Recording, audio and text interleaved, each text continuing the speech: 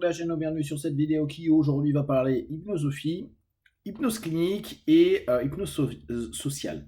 En ce moment, je suis en train de lire un bouquin qui s'appelle Hypnosis in Therapy, qui est écrit par Gibson et Hip, qui est très bien, je reviendrai dessus, et il y a certaines réflexions, en tout cas, parfois des petites phrases qui proposent que je trouve intéressantes, et leur idée est vraiment de se baser sur l'hypnose comme aspect thérapeutique, et pas nécessairement l'hypnose de façon générale.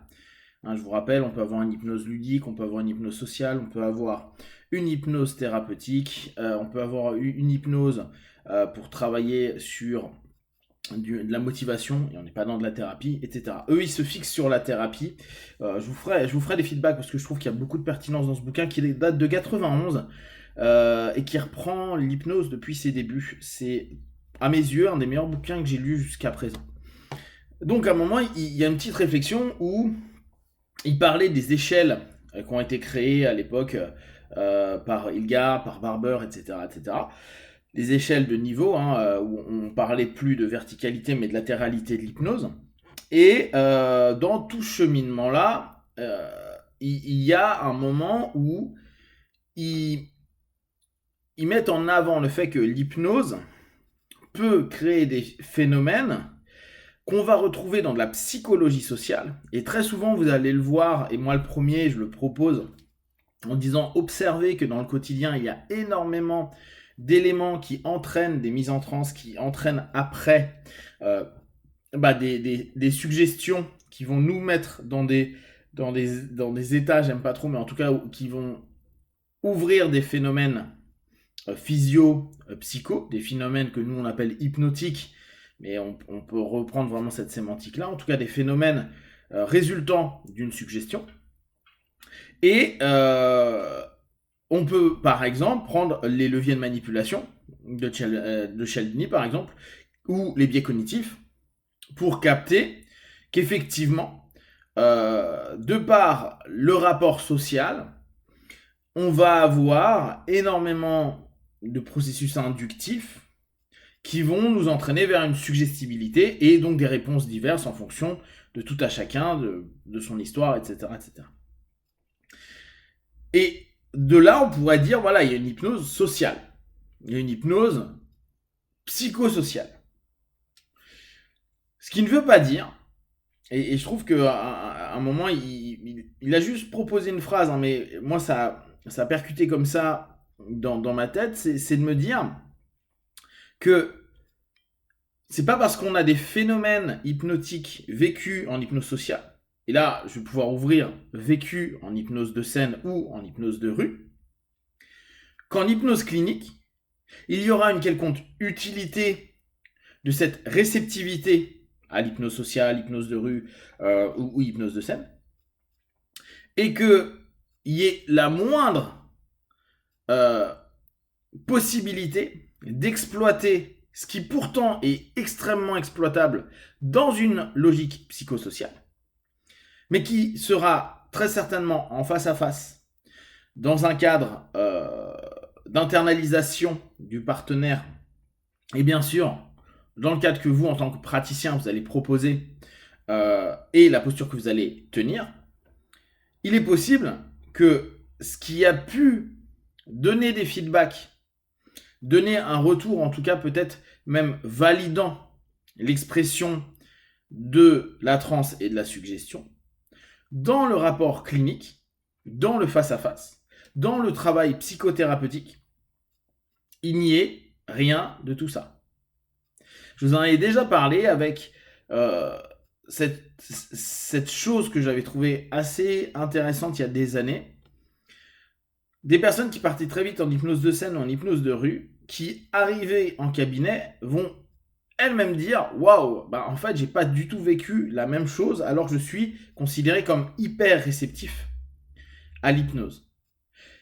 Cependant, dans le cadre clinique, c'est pas du tout le même vécu, c'est pas du tout les mêmes phénomènes ressentis, et les distorsions de perception sont également différentes. Et c'est là où je rebondis sur une discussion que j'ai eue hier avec Jimmy, où il est intéressant pour nous de savoir qu'est-ce qu'on est en train de chercher dans l'hypnose. Quel est l'objectif de nos études, qu'elles soient historiques, qu'elles soient techniques, qu'elles soient scientifiques? Quel est le but? Est-ce que c'est d'utiliser de l'hypnose dans un format plutôt PNL? Et je reviendrai dessus parce que je trouve qu'il y a eu... Je vous dis, dans ce livre, il y a des réflexions que je trouve intéressantes. Après, à discuter, bien sûr. Hein. Ça reste des suggestions, voire des hypothèses.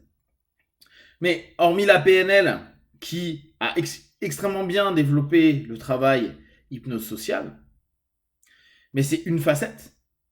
On sait très bien que la PNL n'est pas basée thérapie.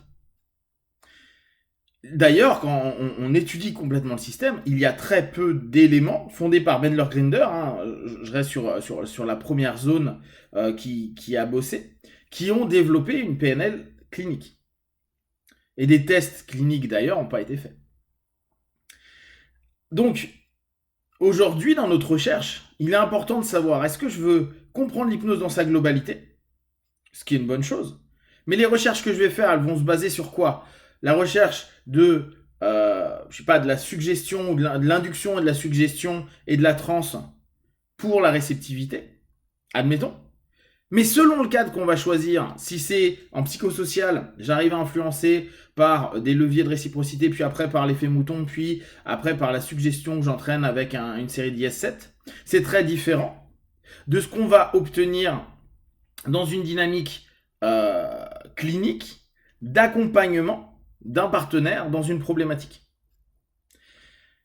Et là, il y a quelque chose vraiment à prendre en compte, à réfléchir en méta par rapport à la réflexion qu'on pose sur l'hypnose, où aujourd'hui, et c'est amusant dans le bouquin, et on en parlait aussi avec Jimmy hier, on est dans à nouveau une effervescence de l'hypnose. Dans le bouquin, il disait, c'est marrant parce qu'au bout du compte, on est en 91 et que les choses n'ont pas vraiment évolué depuis un paquet d'années, parce que tout a déjà été dit au début de l'hypnose. Et donc, en fait, parfois, on ne cherche pas sur... on est encore en train de se poser des questions sur la profondeur de transe, la suggestibilité, le rapport à la transe, alors que c'est des choses qui ont déjà été étudiées, déjà été vues, déjà été validées et ou invalidées, puis c'est là où il y a eu des tendances, etc. etc. Mais au bout du compte, pour nous, et là je parle pour les praticiens, les accompagnants, on s'en tape complètement.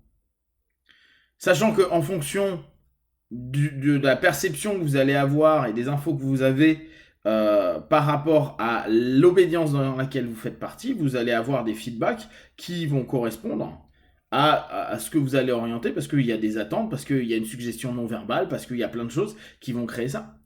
Par contre, le travail clinique pur est en vraie déficience.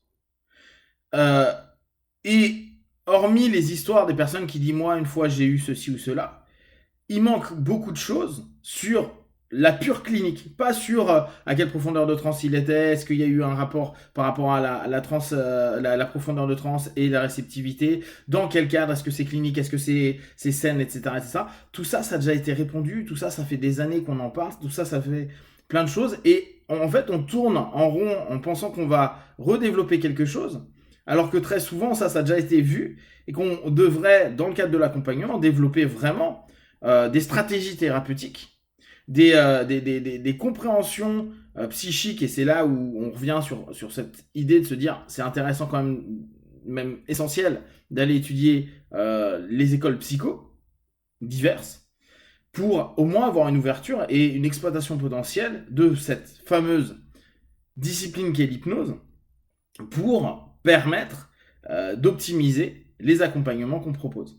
Ce qui ne veut pas dire qu'on va grimer l'hypnose, mais ouvrir son potentiel dans une dynamique et pas simplement mixer des choses, en faire une espèce de milkshake de plein de techniques, mais vraiment une dynamique de réflexion et de stratégie pour l'accompagnement d'un partenaire en souffrance ou en tout cas en malaise.